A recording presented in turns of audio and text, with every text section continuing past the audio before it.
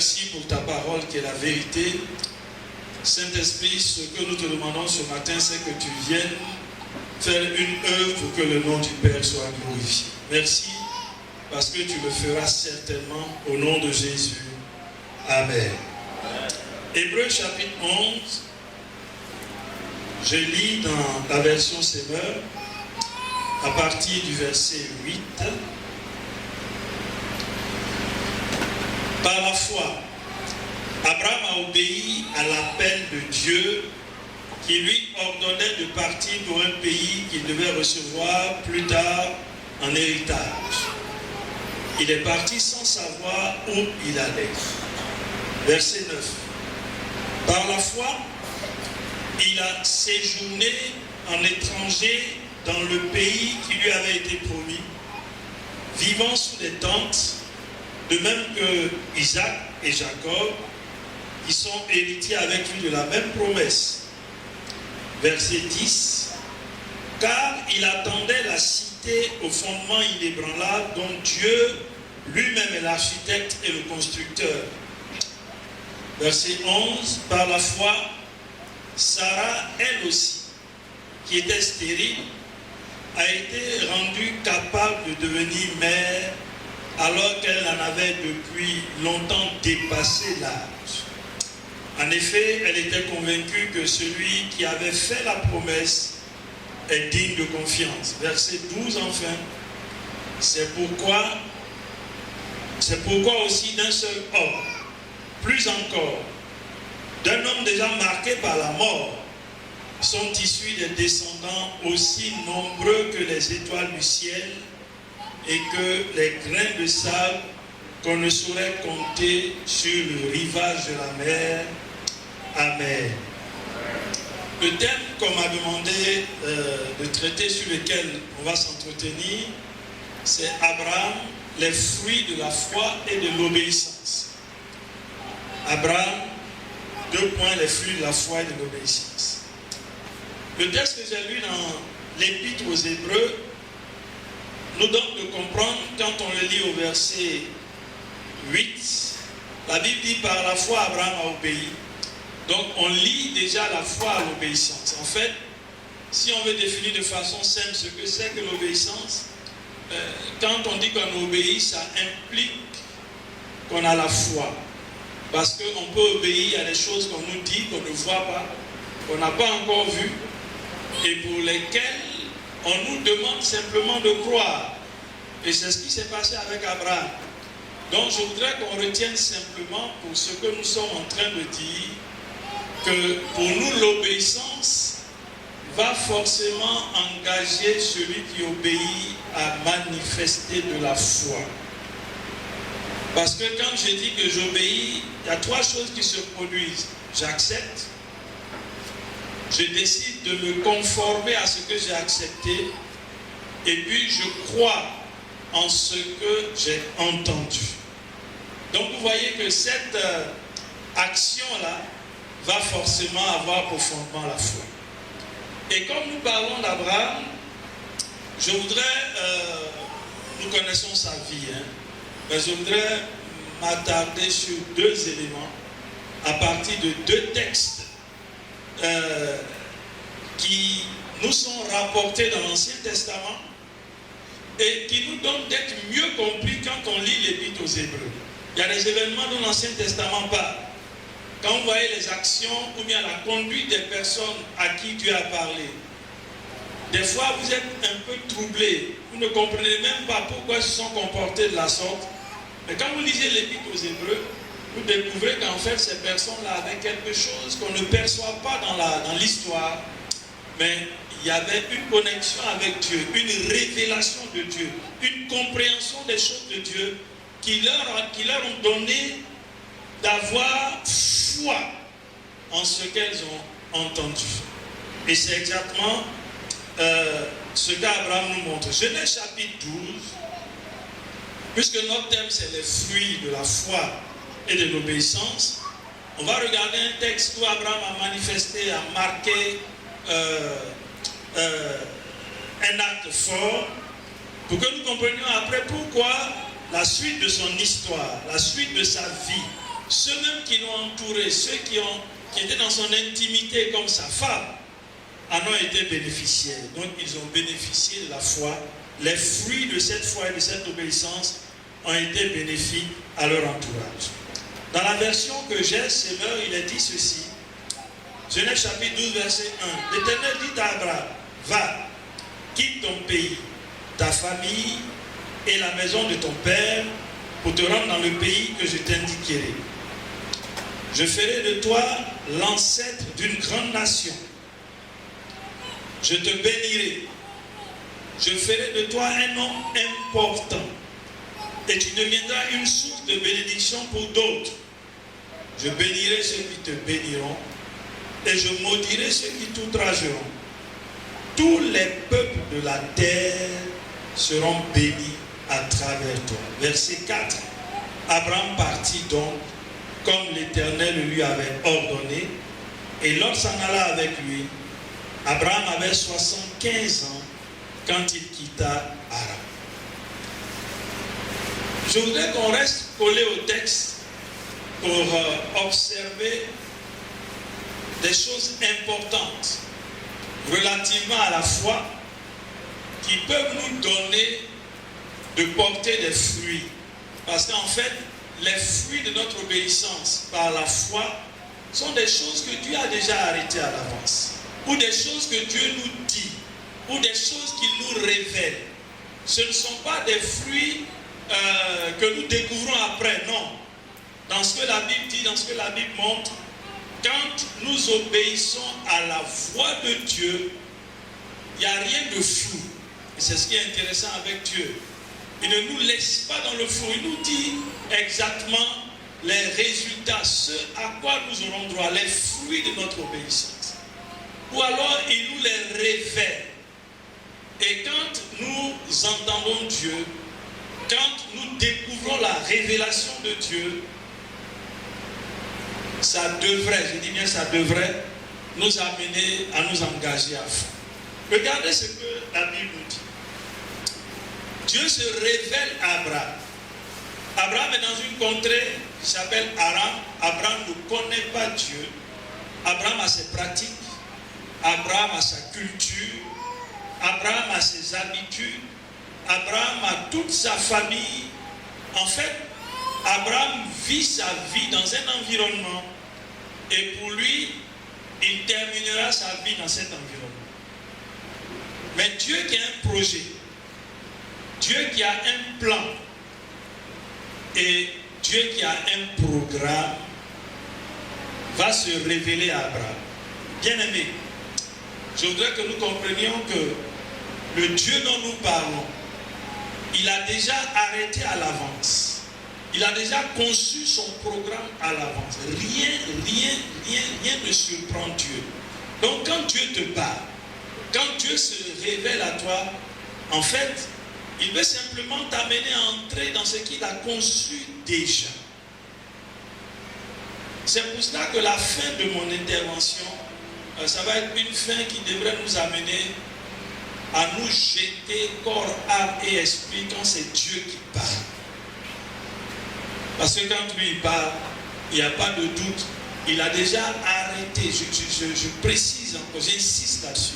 Dieu ne se révèle pas à quelqu'un pour lui dire des choses et puis après il est en train de réfléchir pour voir comment il va gérer ça. Non.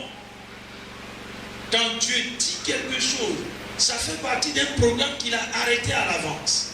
C'est pour cela que si nous entrons dans ce que Dieu dit, nous devenons acteurs dans la réalisation du plan de Dieu. Et quand on est acteur dans la réalisation du plan de Dieu, il n'y a pas de doute. Le ciel nous prend en charge.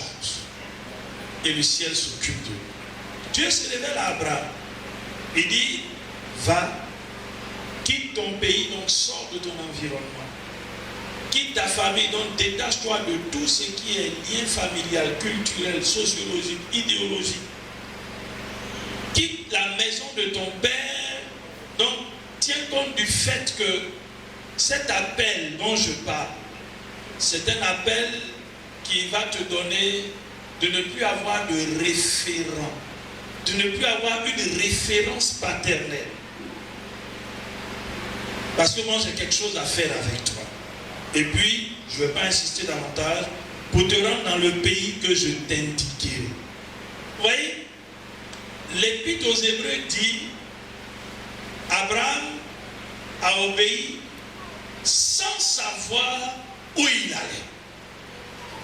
Dieu dit, je vais t'indiquer un pays, mais Abraham ne connaît pas le pays. La révélation de Dieu à Abraham est une révélation, je vais parler comme un homme simple, c'est une révélation qui n'a aucune garantie. C'est pour ça que c'est fou de voir qu'Abraham obéit. C'est pour ça que vous allez voir que l'alliance que Dieu avec l'alliance de Dieu avec Abraham, l'alliance abrahamique, c'est une alliance qui est fondée sur la foi. Ça n'a aucune garantie dans la logique d'un homme. On te dit de quitter un environnement dans lequel tu as passé 75 ans de ta vie. On te demande de quitter tes proches. On te demande même de sortir de là. On ne te dit même pas, dis-leur que tu vas passer les 5 années encore avec eux et puis tu partiras. Non. On te dit de ne plus avoir de référent. Et puis, pire, en guillemets, on te dit le pays dans lequel on va t'indiquer ça après. Si c'était toi ou moi, je ne suis pas sûr. On serait allé prendre conseil. On dit, il y a un Dieu que je ne connais même pas. Il s'est révélé à moi. Voilà ce qu'il a dit. Est-ce que vous pensez qu'il est digne de confiance? Moi, j'ai adoré des dieux. Depuis 75 ans, je connais leurs pratiques, je connais leur façon d'agir. Je sais que si jamais on ne met pas l'huile rouge sur le foufou pour leur donner, la foule peut s'abattre sur moi. Ça, je sais. Mais lui, je ne sais même pas qui il est. Je ne suis pas sûr que si nous étions ses conseillers, l'un d'entre nous lui dirait, il faut aller. On lui aurait dit simplement, mais quand même, à 75 ans, toi, tu ne sais pas réfléchir. Tu ne le connais pas. Même le pays dont il t'a parlé, là, il ne t'a même pas montré. Est-ce que tu sais ce que tu as ici comme bien? Tu connais l'héritage que ton père te laisse? On lui aurait dit, si tu es sage, ne va pas. Bien-aimé, quand on parle de la foi et on parle de l'obéissance, les deux là s'excluent de la sagesse des hommes. C'est pour cela que, pour moi, quand on m'avait donné ce thème-là, ce qui bouillonne en moi, c'est cet élément dont je vais parler. Si on ne connaît pas Dieu, il sera difficile pour nous de nous engager dans l'obéissance et dans la foi. Abraham, lui, il avait le désavantage de ne même pas le connaître. Mais nous avons la grâce, plusieurs d'entre nous, d'avoir fait l'expérience de l'œuvre de la croix, de méditer la parole de Dieu, d'entendre des enseignements, d'être formés. On nous parle de ce Dieu-là dans tous ses aspects. Et puis quand il dit quelque chose, on est les premiers à reculer. Et ce qui est dramatique, c'est qu'on s'attend à de grandes choses de sa part. Dieu n'est pas un marabout, les bien-aimés. C'est le marabout qui peut te demander, je ne sais pas moi, 2 colas jaunes, un caméléon vert, et puis il te propulse au crédit, tu seras au premier rang. Dieu n'est pas comme ça. La marche avec Dieu se fait sur le fondement de la foi. Il dit à Abraham, je ferai de toi l'ancêtre d'une grande nation. Première promesse ou première bénédiction, si vous voulez. Deuxième promesse, je te bénirai.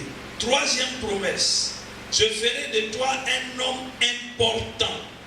Quatrième promesse, tu deviendras une source de bénédiction pour d'autres. Cinquième promesse, je bénirai ceux qui te béniront. Sixième promesse, je maudirai ceux qui te trageront. Et puis septième promesse, tous les peuples de la terre seront bénis à travers toi. Les frères, de vous à moi, est-ce qu'Abraham comprenait tout ça? Dieu lui fait 7 promesses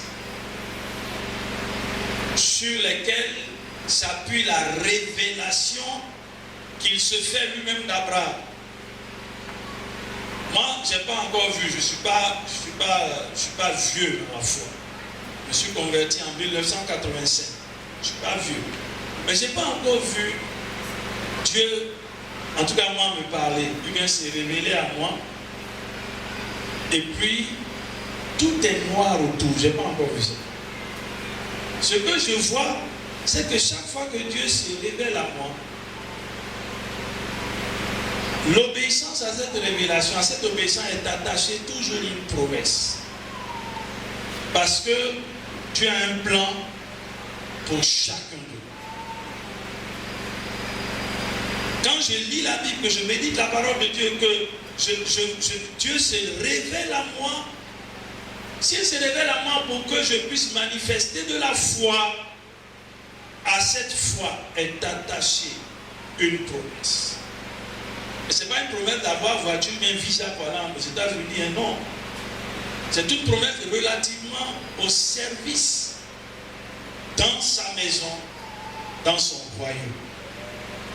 Quand Dieu dit cela à Abraham, dans Hébreux 12, la Bible dit au verset 4, Abraham partit comme l'Éternel le lui avait demandé. Il part avec son neveu Lot, il part avec certains de sa famille, et puis la Bible dit qu'il avait 75 ans quand il quitta Haran. C'est l'Épître aux Hébreux qui nous précise. Il allait sans savoir où il allait. Bien aimé, la foi que Dieu attend de nous pour qu'elle produise des fruits, c'est une foi qui doit être fondée sur une obéissance aveugle. Je dis bien aveugle. Quand je dis aveugle, c'est-à-dire, si c'est Dieu, premièrement, je dis, j'accepte, je crois, je me comporte comme ce que j'ai entendu dire de Dieu, et puis je m'engage.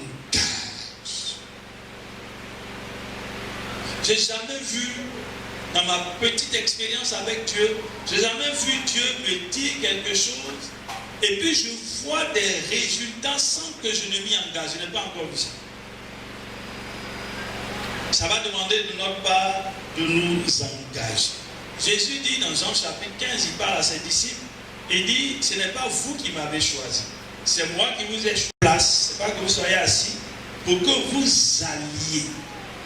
Ce n'est pas pour que vous vous asseyez, pour que vous alliez, que vous portiez du fruit, que votre fruit demeure. Et puis il dit alors, tout ce que vous allez demander à mon Père, en vous recommandant de moi, il vous l'accordera.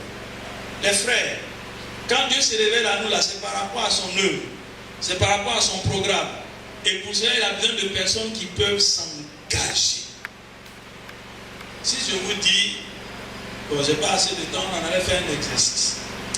Je vais dire, on va prier, on va élever la voix les uns après les autres. Puis chacun va dire à Dieu ce qu'il attend de nous. Vous allez voir les grandes prières qu'on va faire. Seigneur, que le ciel s'ouvre pour moi. On a dit de grandes choses. Et puis quand on a fini ça, on oublie que la réponse de Dieu, elle est liée à un principe qui gouverne même Dieu, le principe de la justice et de la droiture. La Bible dit dans le psaume 89, le verset 15, son trône repose sur la justice et l'équité. Dieu peut agir, il est souverain, mais il ne fera jamais les choses sur la base de ce qui est injuste. Sinon, il répondra de son acte devant nous, devant l'accusateur. Or, tout ce que Dieu fait, ça ne souffre d'aucune contestation. Je voudrais t'exhorter ce matin. Peut-être que Dieu t'a parlé. Tu es dans une attente. Mais d'après ce que nous lisons, la Bible dit, Abraham, il a fait comme Dieu lui a dit. Il est parti. Je regarde des fois des films, des dessins animés sur les personnages bibliques. Quand l'histoire d'Abraham est racontée, quand il est en train de partir, des gens viennent le voir pour lui dire, mais pourquoi tu t'en vas? Dans le dessin animé, hein, j'essaie d'éclairer un peu notre antenne, pourquoi tu t'en vas? Mais le roi de la ville dit dit de ne pas partir. Parce qu'il a des biens pour toi. Il ne veut pas que tu t'en ailles. Tu vas aller te perdre. Tu vas dans un lieu que tu ne connais pas. Et puis Abraham est sur sa monture avec toute sa famille, avec ses serviteurs, ses biens. Et puis Abraham leur dit non, bon, je suis désolé, mais je ne peux pas rester. Parce que le Dieu qui m'est apparu là, je ne le connais pas, mais je crois que ce qu'il dit est vrai. Et puis quand Abraham part, les gens le regardent partir avec beaucoup de désolation, de peine. Probablement, des personnes peuvent se poser des questions sur ton engagement par rapport à ce que tu as entendu de Dieu, et puis ils peuvent même avoir de la compassion pour toi. Mais ne partage pas et n'accepte pas cette compassion. Si c'est Dieu qui t'a parlé, réjouis-toi plutôt, parce qu'il n'est pas un homme pour mentir. Il n'est pas un fils d'homme pour se repentir. La Bible dit, ce que sa bouche dit, sa main l'accomplit. La Bible dit, Dieu veille sur sa parole. Donc si tu as eu une révélation de moi, là tu peux douter. Si c'est de Dieu, je t'encourage à t'engager. Abraham s'engage et puis il part. La Bible dit, là qu'Abraham a posé là, Dieu lui a imputé ça. C'est-à-dire, la foi qu'il a manifestée là, Dieu a pris ça et puis dit, sur cette base-là, je te déclare juste. Je te déclare juste. Parce que tu ne me connaissais pas. Est-ce qu'Abraham n'a pas échangé avec Dieu à certains endroits? Est-ce que d'autres personnes que Dieu a appelées n'ont pas échangé avec Dieu? Moïse n'a pas échangé avec Dieu quand Dieu dit, va libérer mon peuple. Il a commencé à faire beaucoup de commentaires composés, etc. Abraham, là, quand Dieu s'est révélé à lui, la Bible dit, Abraham a fait comme Dieu lui a demandé. Dieu cherche de tels hommes, de telles femmes, en ces temps difficiles, en ces temps de la fin, où beaucoup d'événements peuvent venir troubler notre foi. Le plus important, disposons-nous à entendre Dieu, et nous verrons ça. Regardons maintenant les fruits. Parce que, comme je l'ai dit, on n'a pas suffisamment de temps. Je vais encore m'appuyer sur un texte, Genèse chapitre 22, pour voir comment Abraham, ayant obéi, n'étant pas resté inactif, il s'est levé, il s'est engagé, et les fruits ont été énormes. Genèse 22. Après ces événements, Dieu mit Abraham à l'épreuve. Il appela Abraham et celui-ci répondit, me voici, prends Isaac, ton unique fils, que tu aimes. Lui dit Dieu, va au pays de Morija, là tu me l'offriras en sacrifice sur l'une des collines, celle que je t'indiquerai. La Bible dit au verset 3, le lendemain. Donc je suppose que quand Dieu lui a dit ça, il y avait un minimum de préparation. C'est pour ça que c'est le lendemain qu'il est parti. La Bible dit, le lendemain, Abraham se leva de grand matin. Et puis, qu'est-ce qu'il a fait? Scella son âme et emmena 2 de ses serviteurs ainsi que son fils. Il fendit du bois pour l'holocauste, puis il se mit en route en direction de l'endroit que Dieu lui avait dit. Les frères et les sœurs, je prie que le Saint-Esprit ouvre nos yeux. Regardez bien le texte. Dieu parle encore à Abraham. C'est Dieu qui sait qu'il veut mettre Abraham à l'épreuve. Abraham ne sait pas. Dieu lui parle. Et puis la Bible dit le lendemain.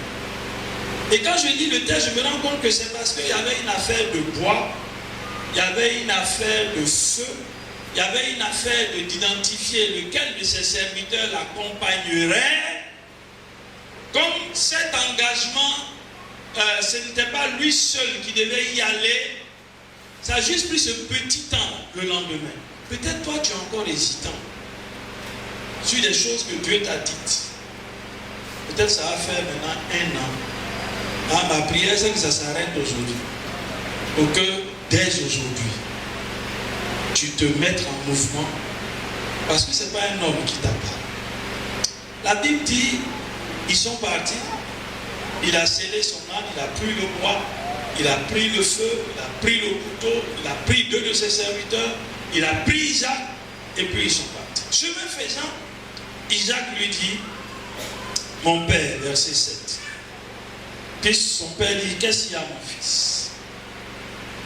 Alors, regardez, pourquoi Abraham prend du bois, il prend du feu, il prend un couteau? Dieu lui dit simplement, hein, tu vas m'offrir en sacrifice sur une des collines que je vais t'indiquer. Abraham sait que pour le sacrifice là, il y a des éléments indispensables. Et puis il les prend. Le fait même de les prendre, et puis le lendemain matin de dire, j'y vais. Abraham a manifesté de la foi par cette obéissance. Et quand le fils lui demande, voici le feu, voici le bois, mais où est l'agneau pour l'holocauste? Abraham répond, mon fils, Dieu pourvoira lui-même à l'agneau pour l'holocauste. Pourquoi Abraham dit pas, Isaac, c'est toi l'holocauste? C'est toi l'agneau, pardon. S'il dit à Isaac, c'est toi l'agneau, il y a peut-être 3 choses qui peuvent se passer. La première chose, Isaac aura un problème parce que ce n'est pas ce que son père leur a enseigné.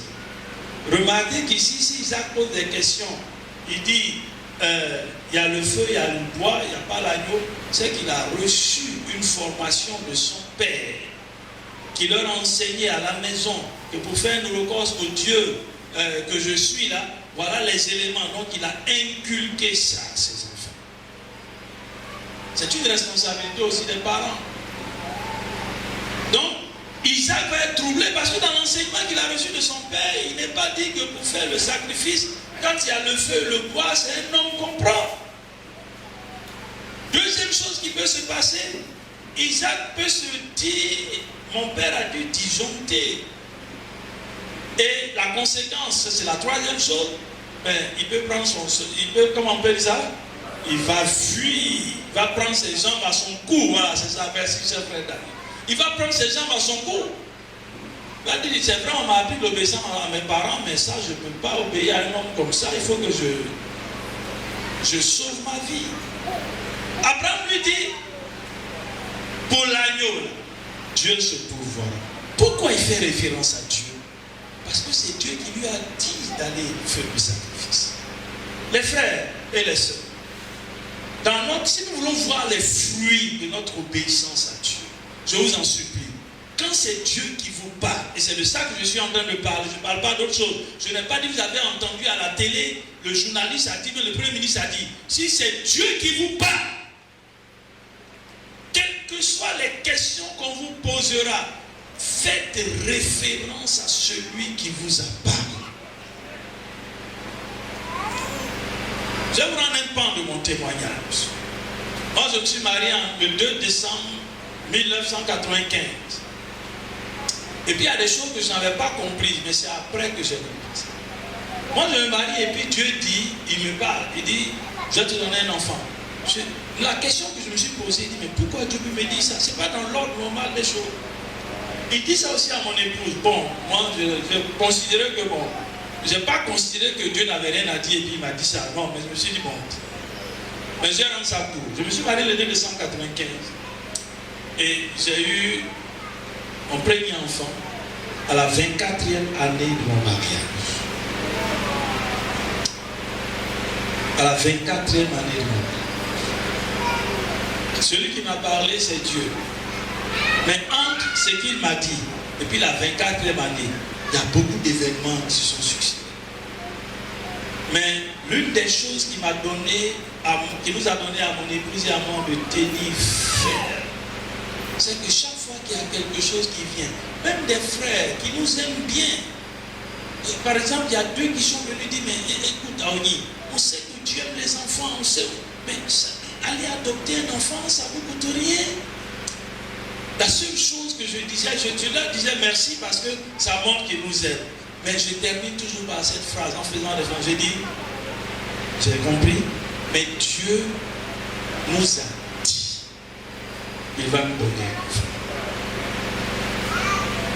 Je n'ai pas fait discours pour dire oui, mais c'est-à-dire que Dieu nous a dit.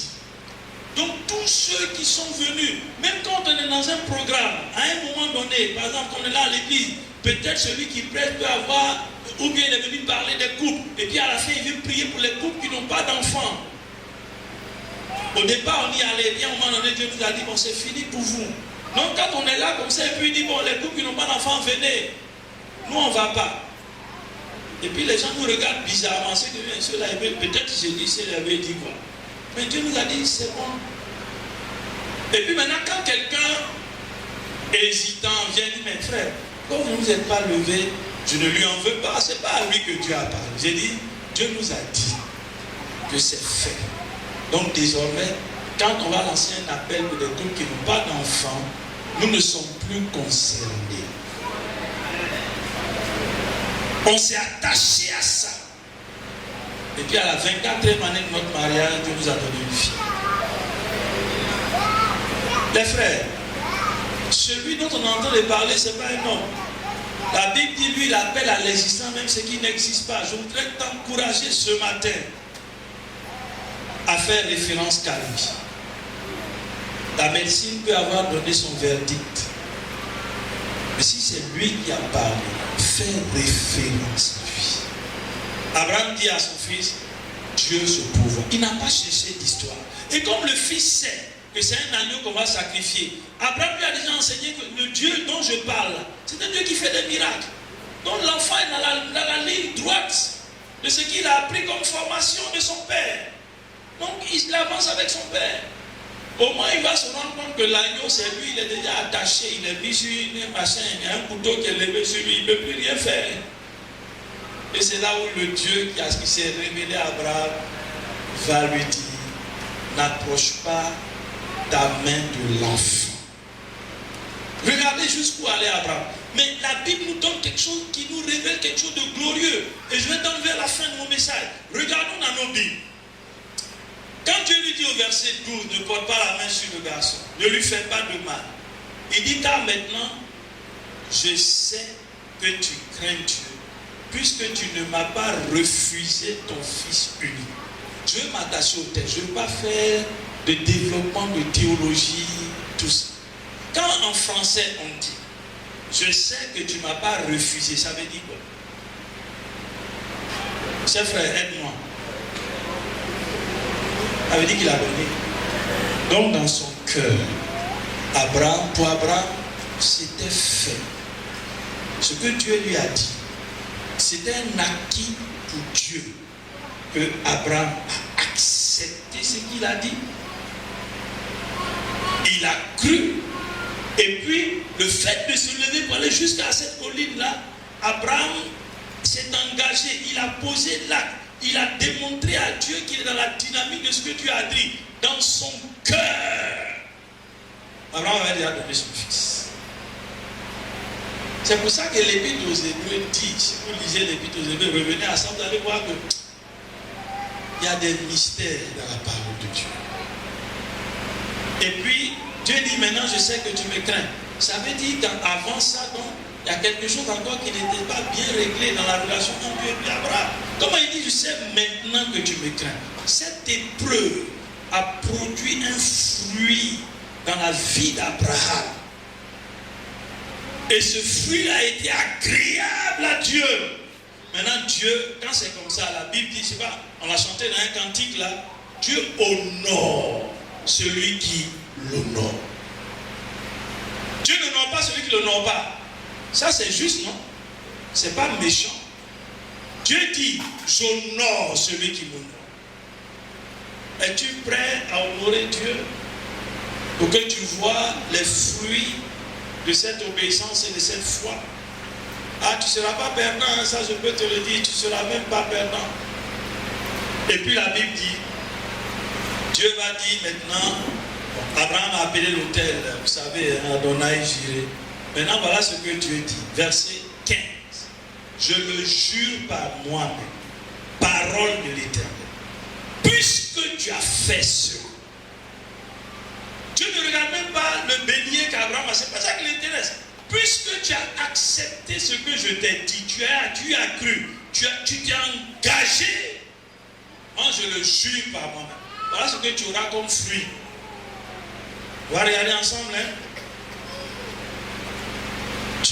Je te comblerai de bénédictions. 1.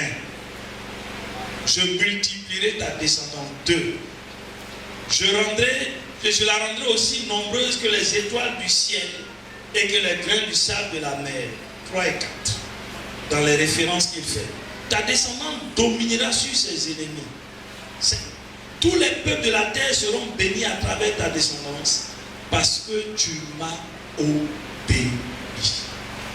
Frère, sœur, est-ce que tu sais que ton obéissance à Dieu peut profiter à ta postérité? Quand Dieu nous donne des opportunités comme ça, ce n'est pas pour lui-même. C'est pour nous et puis pour notre descendance. Il dit, ceux qui vont descendre de toi, ils vont posséder les portes de leurs ennemis. Paul, Galates chapitre 3, verset 13. Je vais t'enlever ma conclusion, je vous en prie, soyez indulgents. Regardez ce que Paul dit, de ce que Dieu a dit à Abraham. Et puis on va voir ce que Jésus lui-même va dire de cette affaire. Galates 3, lisons à partir, si vous voulez, du verset 6, pour qu'on comprenne bien. Paul prend l'exemple d'Abraham, et puis il dit aux Galates, or il en a déjà été ainsi pour Abraham, car l'Écriture déclare à son sujet, il a eu confiance en Dieu, donc il a eu foi en Dieu, et Dieu, en portant sa foi à son crédit, il y a des financiers ici. Aidez-moi à comprendre ça comptablement, ou bien financièrement. Dieu a porté sa foi à son crédit. Oui, Dali. À son crédit, Dieu a augmenté le capital qu'il avait chez lui. Dieu il a augmenté ça, il a crédité son compte. Et ce qu'il a pu créditer, ce n'est pas milliard, mais c'est la foi. Ça dépasse tout. On va des fois, on veut voir notre position. Puis quand on regarde, des fois, on reçoit un serré, comme ce n'est pas nous-mêmes qui avons quitté. On n'est pas les propriétaires de l'affaire. Mais quand le compte est crédité, on est content.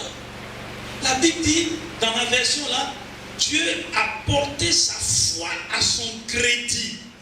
Et puis il a pris une décision, il a déclaré juste. Comprenez le don.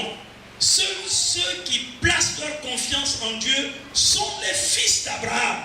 Donc quand Dieu dit, ta descendance possédera les portes de ses ennemis, Dieu faisait référence à Abraham. Il faisait référence à tous ceux qui allaient suivre la voie d'Abraham. Mais il faisait référence à toi et à moi qui avons mis aussi notre foi en Christ Jésus.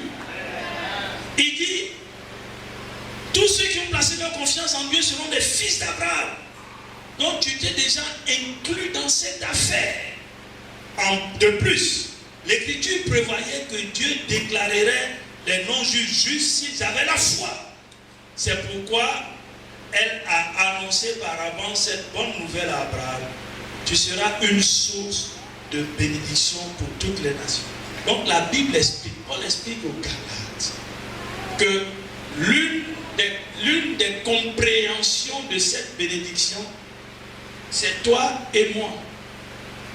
J'ai eu foi en Dieu, au Fils du Dieu vivant. Comme Abraham a eu foi en Dieu, je fais partie de sa descendance. Et puis Abraham est devenu pour moi une source de bénédiction.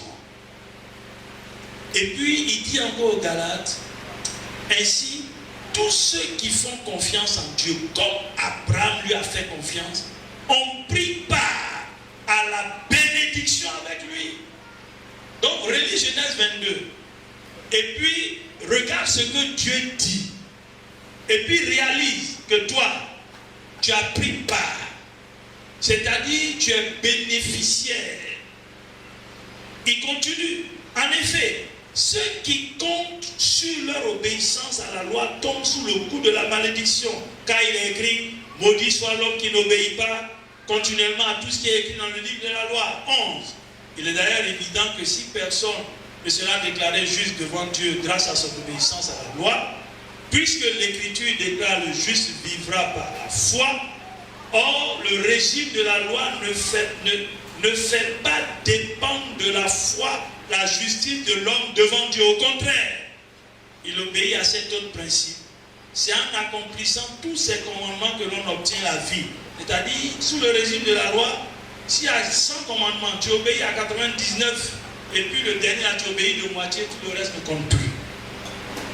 Mais il dit ce nouveau régime, le Christ nous a libérés de la malédiction de la loi, faisant peser sur nous, en prenant la malédiction sur lui, à notre place. Il est en effet écrit, maudit est quiconque est pendu au bois. Verset 14, je termine par là. Jésus-Christ l'a fait pour que grâce à lui, la bénédiction d'Abraham s'étende aux non-juifs et que nous recevions par la foi l'esprit que Dieu avait pour nous. Bien aimé, si Abraham n'avait pas obéi, toi et moi, c'est parce qu'il a obéi. C'est parce qu'il a eu foi que toi et moi on est assis. Parce que Paul explique aux Galates que grâce à lui, la bénédiction d'Abraham, grâce à l'œuvre que Christ a accomplie à la croix, toi et moi, si nous croyons en cette œuvre, nous entrons dans la bénédiction d'Abraham. Y a-t-il quelqu'un ici qui n'a pas encore fait l'expérience de l'œuvre de la croix? Je t'encourage à le faire, sinon tout ce que j'ai dit là, c'est pas pour toi. Il dit, grâce à Christ Jésus, il a accompli une œuvre. Si tu crois en cette œuvre, la même foi qui te donne de croire, Abraham l'a manifesté devant Dieu, et toi tu es bénéficiaire de ce qu'Abraham a fait. Un jour, je suis dans ma conclusion, Jésus était dans la dernière phase de l'accomplissement de sa mission sur la terre. Donc il montait à Jérusalem avec ses disciples. Et puis ils sont arrivés dans une ville appelée Césarée de Philippi. Jésus s'est dit, ceux avec qui je suis, ça fait 3 ans qu'on est ensemble. Des fois, je les entends me poser des questions qui, si ce n'était pas moi, c'était quelqu'un qui les avait chassés depuis. Des fois, je les vois dans leur comportement, j'ai besoin de m'assurer et puis de leur faire comprendre que là où on va, il y a des choses qui vont se passer, qui sont les dernières, pour que ma mission soit terminée. Il leur dit, qu'est-ce que les gens disent que je suis? Je fais une petite évaluation. Et puis il commence à parler. Oh, Jésus voulait en venir à ça. Il dit, mais vous-même maintenant, qu'est-ce que vous vous dites que moi je suis? Vous êtes avec moi depuis. Ils ont commencé à dire des choses qui n'avaient rien à voir avec la réponse. Et puis, comme Dieu est bon, Dieu va par son esprit dire à Pierre la réponse que Jésus attendait. Pierre dit, tu es le Christ, le Fils du Dieu vivant. Jésus même va lui dire, parce qu'il connaît Pierre, il connaît l'homme là, il le connaît. Il dit ce que tu as dit. Il le connaît. Après vous allez voir, il dit ce que tu as dit là. C'est pas toi. Tu as dit seulement, sinon c'est Dieu qui a mis ça dans ta bouche et puis tu as dit. Je suis sûr que Pierre ça a dû le mélanger un peu. Parce que quand il finit de dire ça, Jésus dit, si la déclaration, si ça, je vais bâtir mon église. Et puis Jésus va rappeler la promesse que Dieu a faite à Abraham. La première fois où Jésus parle de son église, il dit, je bâtirai mon église, à la version Louis II, et les portes du séjour des morts ne prévaudront point contre elle. J'ai dit, c'est la première fois où Jésus parle de son église. Je vais construire mon église, je vais édifier mon église. Mais cette église a une caractéristique particulière. Les portes de la mort, du séjour des morts, de l'enfer, n'auront pas le dessus sur cette église. Jésus, pardonnez-moi le terme, ce n'est pas le bon terme, mais je ne trouve pas mieux. Jésus actualise la bénédiction que Dieu a faite à Abraham. Dieu a dit à Abraham, tes descendants posséderont la porte de leurs ennemis. Jésus dit, mon église, je la bâtis. Les portes du séjour des morts n'auront point le dessus. Il y a 4 choses qui sont dites dans les 2 révélations, pas révélation. Dans la bénédiction faite à Abraham, Dieu montre à Abraham que ses enfants, ils auront un adversaire. Il parle de ses ennemis. Dieu leur montre de façon stratégique l'un des endroits stratégiques dans le combat, les portes.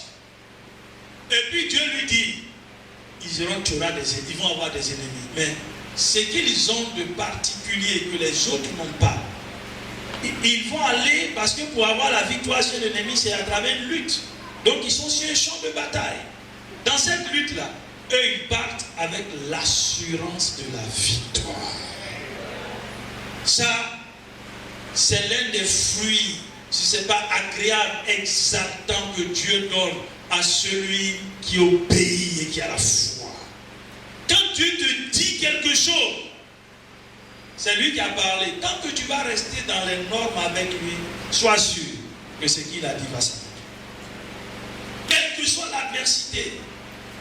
Regardez, c'est comme si tu vas dans un combat. Je n'ai pas envie de dire à mon frère Dali de se lever, mais il y avait un tonton là. Tonton, tu peux te lever un peu. Et quand vous le regardez, lui et moi, si on se met là pour combat, c'est un match. C'est pas match. Mais si moi j'entends, on dit, le combat que tu vas avoir lui, il y a 8 rounds. Il ne faut pas t'inquiéter. Hein. Quand les 8 rounds auront pris fin, celui qu'on va déclarer victorieux, c'est toi. On dit va. Peut-être même mes parents disent, tu ne vois pas. Il dit, je crois. Il dit, je vais aller. On dit, mais tu comptes sur quoi pour aller? Je vais aller. Premier round, quand il me tape là-dessus à terre, on compte 1, 2, 3, je me relève. 7e round, un œil même est fermé. Mais je crois, j'ai dit au 8e round. Vous voyez, si je suis au 7e, le Dieu commence à douter du 8e round, je suis mort.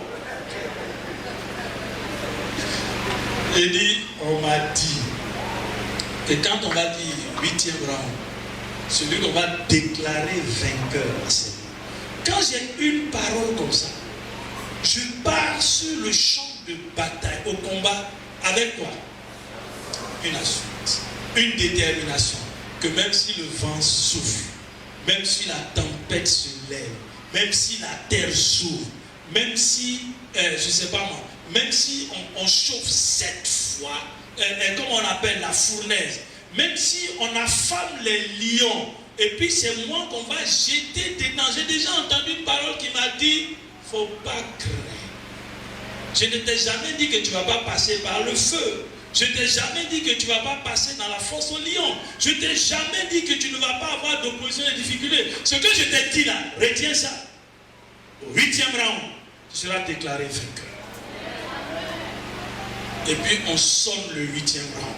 J'ai dit enfin on est arrivé. Vous savez, l'année, la 23e année de mon mariage, le 5 août 2018, Dieu m'a parlé. Il dit, le cycle de l'éligibilité a pris fin, c'est le moment. Quand je suis entré à la maison ce jour-là, j'ai dit à mon épouse, Dieu dit c'est fait. Elle dit qu'est-ce qu'il a fait? Il dit Dieu dit c'est fait. Puis je lui explique.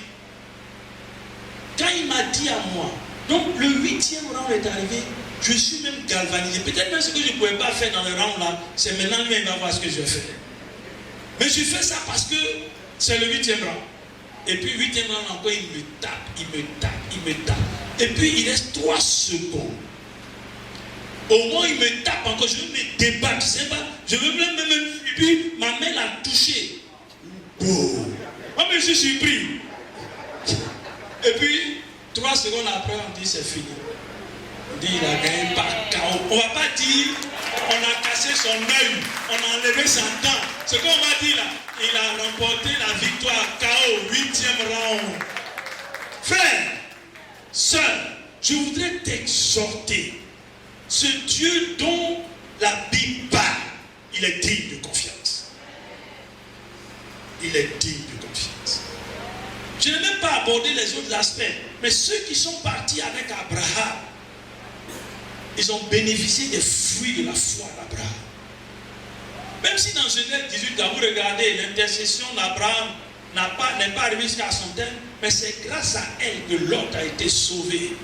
continuez la lecture de Genèse, vous allez voir, Dieu dit à Abraham, quand l'ange dit à l'autre, sortons de là, parce que la Bible dit, parce que Dieu voulait le sauver. Et quand Abraham va voir les décombres de Sodome et Gomorrhe, Dieu dit à Abraham, c'est à cause de toi. Tu sais que tu peux constituer un parapluie pour ton foyer, pour tes enfants, pour ta famille, par ton obéissance et par la foi que tu manifestes. Eux-mêmes peuvent ne même pas savoir. Comment on peut comprendre? Pendant que je parle, ça bouillonne. Comment on peut comprendre qu'Abraham puisse dire à Dieu, s'il y a 40 justes, dans une ville où on fait n'importe quoi, garçon couche avec garçon, il dit, s'il y a 40 justes, tu ne vas pas détruire. Est-ce que tu vas détruire? Dieu dit, s'il y a 40 justes, je vais épargner. Il a dit quoi? Je vais épargner qui? Toute la vie. Il a dit, même ceux qui font les conneries, les bêtises, là, parce que Dieu a trouvé des hommes qui croient en lui, qui lui obéissent, eux là, ils vont constituer des parapluies. C'est pour cela, ne regardez pas les païens. Et puis dire rien des païens. Nous passer, il est en train de boire déjà ces païens-là. Le jugement de Dieu va te frapper, tu vas voir. Ce n'est pas à ça que Dieu t'a appelé. Dieu t'a appelé à manifester de la foi, à lui obéir. Pour que ton obéissance et ta foi là, soient une couverture aussi pour tes proches. On gagne tout finalement. Ma prière, c'est que le Saint-Esprit nous donne d'avoir, pas même d'avoir, que cette communauté soit une communauté d'hommes et de femmes qui obéissent à Dieu et qui ont foi en lui. C'est le Dieu qui est fidèle. Le psalmiste même dit, ta fidélité est un bouclier. Nous allons prier le Seigneur.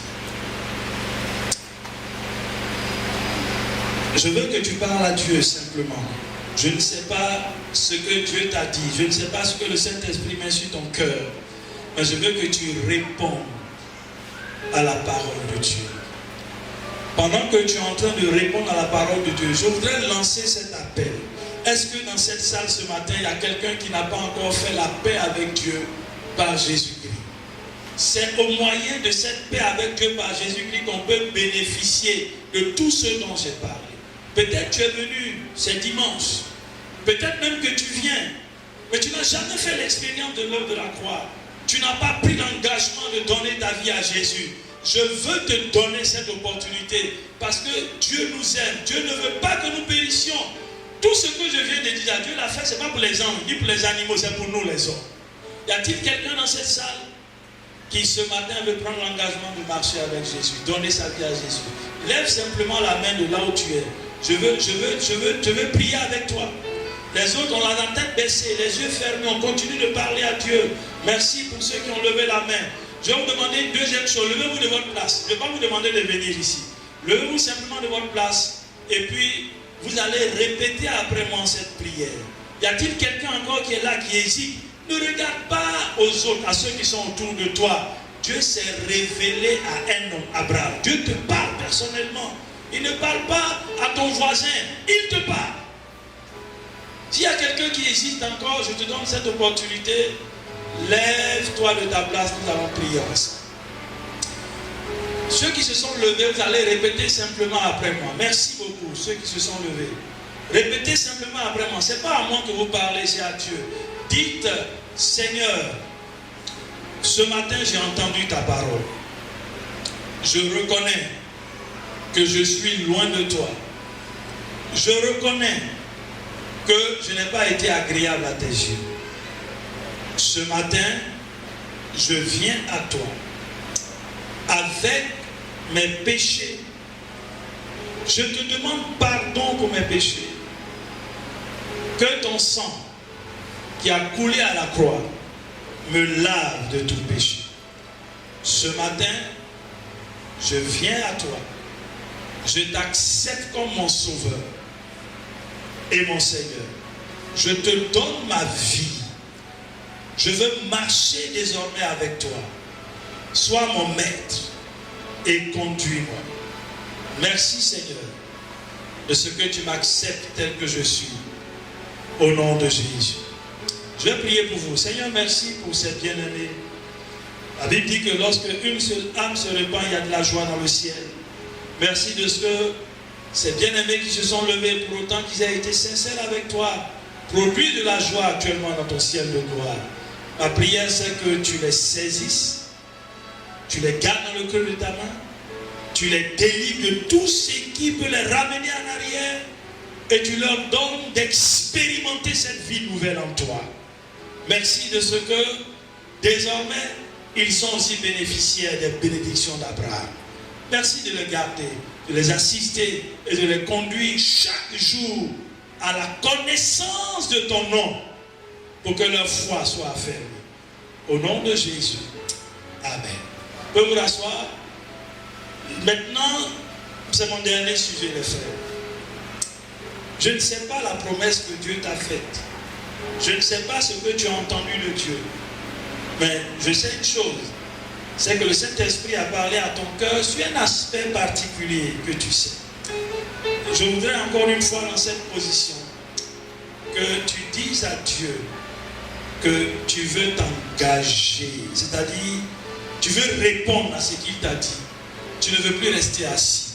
Quel que soit ce que les gens pourront dire, si tu as vraiment entendu la voix de Dieu, dis-lui, Seigneur, je veux m'engager, je veux me lever, je veux obéir.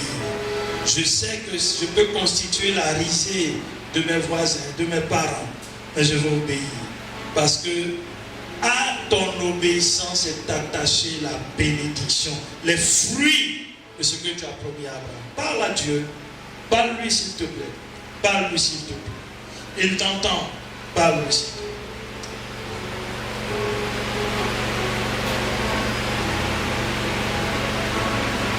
Parle à Dieu. Dieu a besoin d'hommes et de femmes en ces temps de la fin qui obéissent à sa parole. Il a tellement de choses à nous dire sur nos foyers, sur nos enfants, sur nos familles, sur nos voisins de quartier, sur notre localité, sur la nation. Il a des programmes intéressants. Il veut des hommes et des femmes qui croient, qui obéissent et qui se lèvent. Merci, Seigneur. Merci, Seigneur. Merci, Seigneur.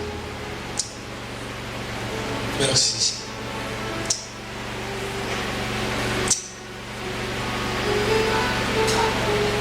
Merci, Seigneur, pour ce que tu entends, tes enfants qui te parlent, et toi, tu ne resteras pas indifférent à leur cri. Le cri de leur cœur parle plus fort que le cri de leur bouche. Merci pour ton œuvre dans leur vie. Au nom de Jésus. Au nom de Jésus. Amen. Voilà, on m'a dit que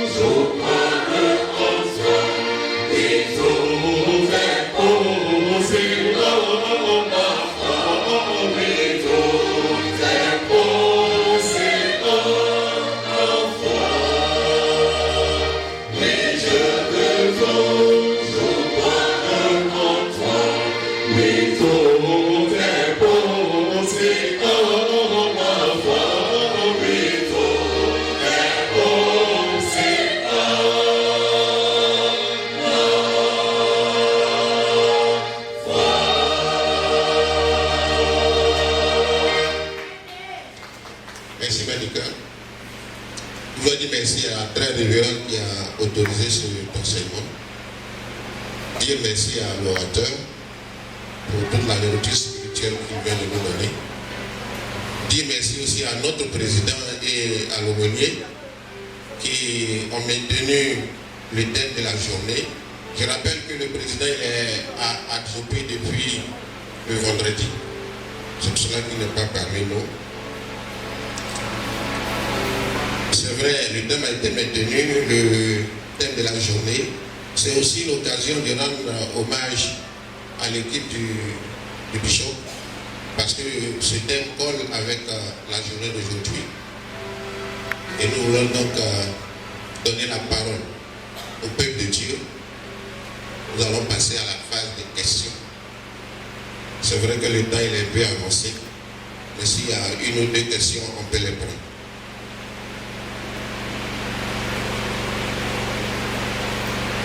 Nous sommes à la phase des questions. Il n'y a pas de questions. Venez prendre le micro. Il y a un micro de l'autre côté.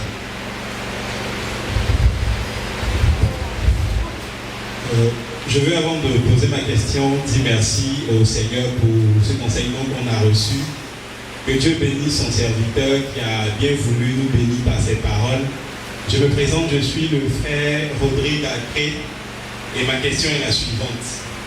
Lorsque nous avons entendu, par exemple, un appel de Dieu sur notre vie pour un ministère quelconque et qu'on a officié peut-être ce ministère pendant un moment et puis arrivé à un moment donné, on reçoit ou bien on ressent une sorte de sommeil spirituel qui nous empêche d'œuvrer véritablement selon l'appel qu'on a reçu.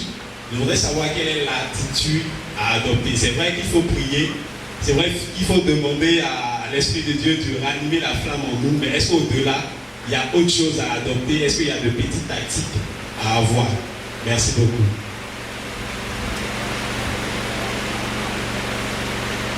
S'il y a une deuxième question.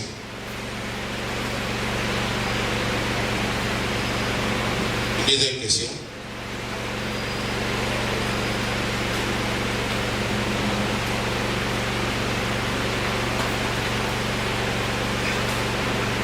Merci beaucoup, Dieu. La question est la suivante.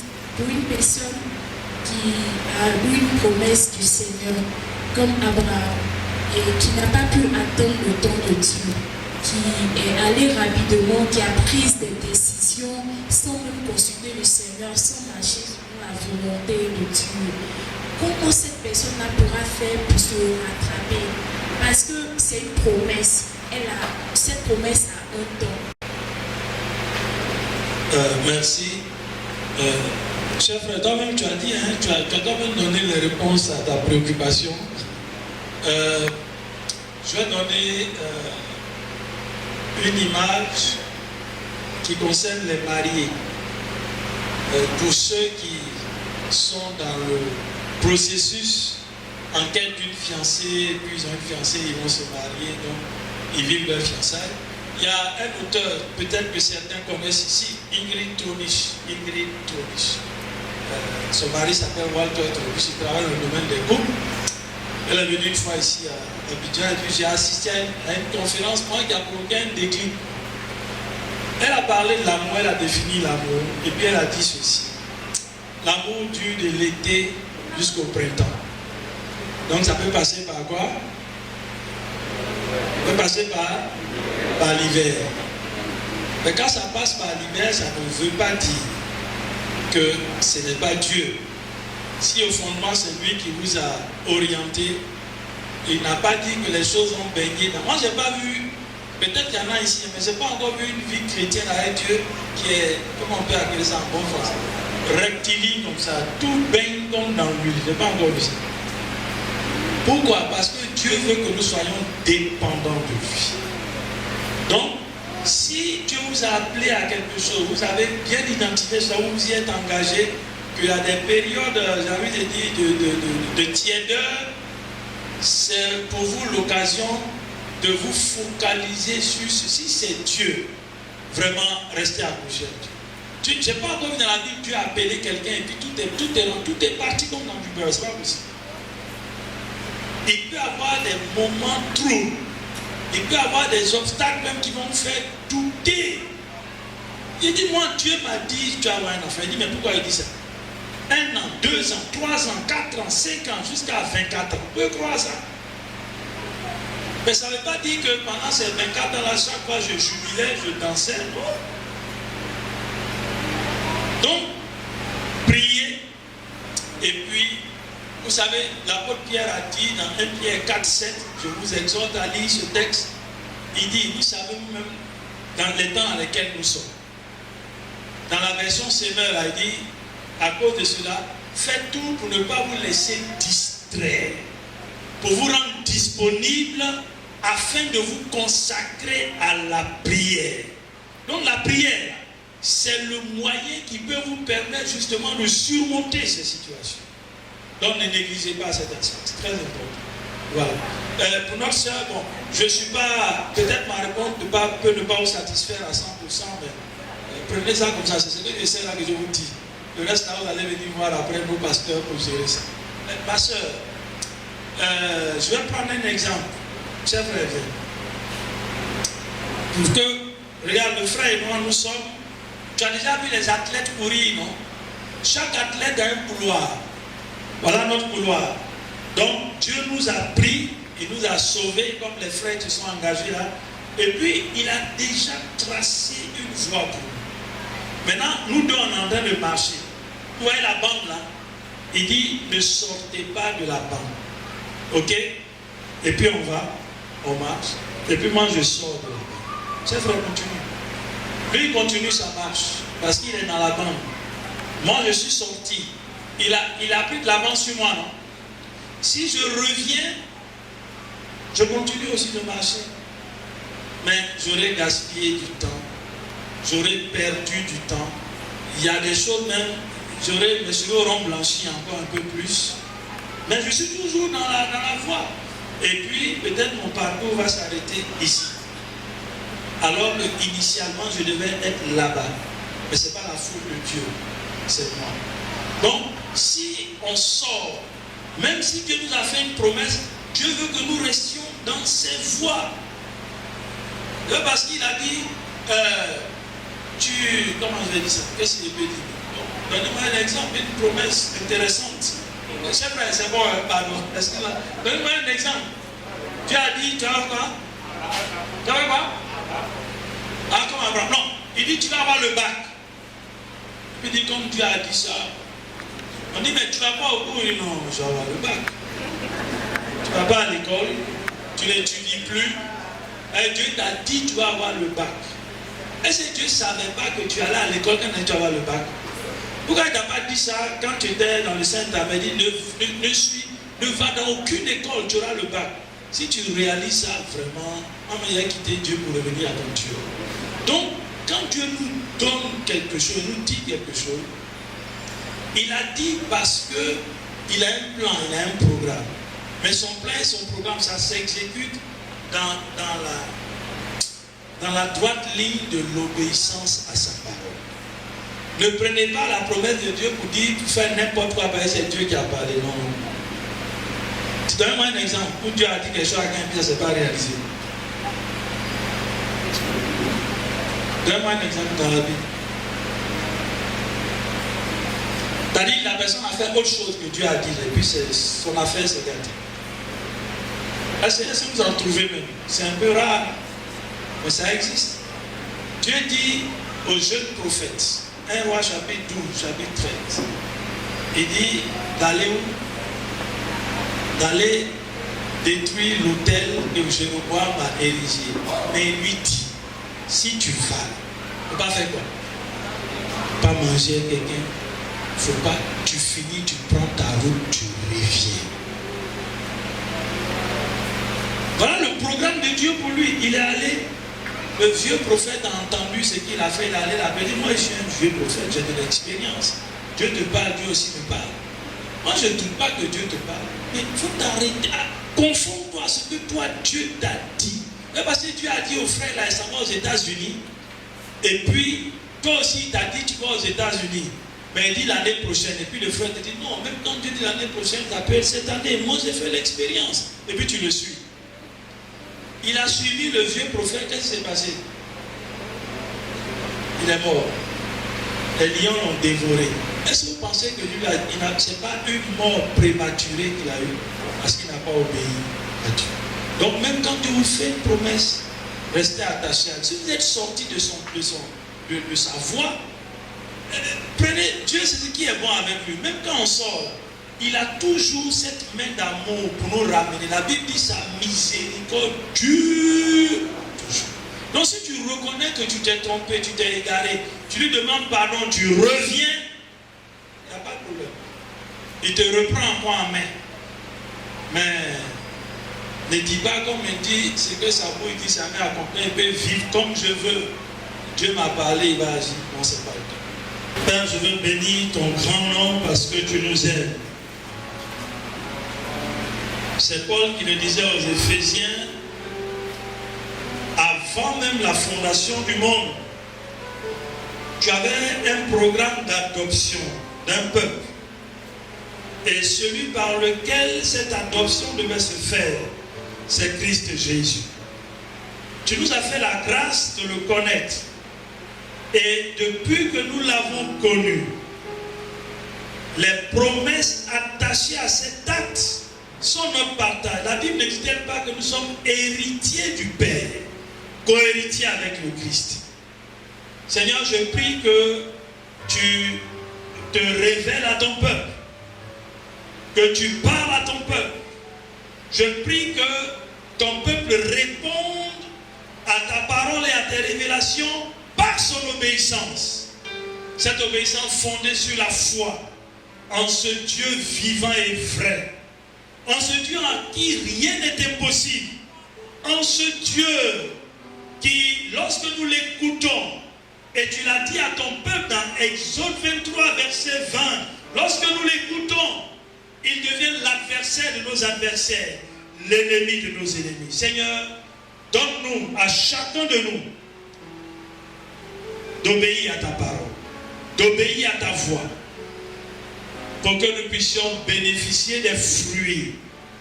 Merci de ce que tu nous engages et tu nous entraînes dans cette dimension, pour qu'à travers les fruits de notre obéissance, ceux qui ne te connaissent pas puissent voir tes merveilles et se poser des questions, afin que l'opportunité leur soit donnée de rendre, d'entendre des témoignages de ce que tu fais avec nous et par nous. Merci de ce que tu bénis ton peuple, au nom de Jésus. Amen.